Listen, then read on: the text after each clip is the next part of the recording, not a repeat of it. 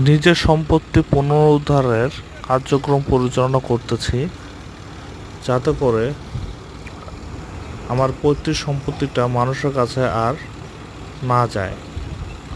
এই জন্য ট্রাক দিয়ে চাষ দেওয়ার ব্যবস্থা করতেছি এবং এই জায়গার মধ্যে মেস্তা চাষের জন্য জমি প্রস্তুত করতেছি।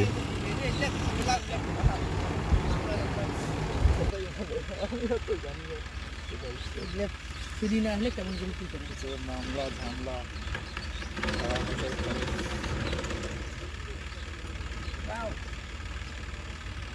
কারণ আপনি যায় নতুন গাড়ি হবে না না ও আজকে কারণ আপনি আজকে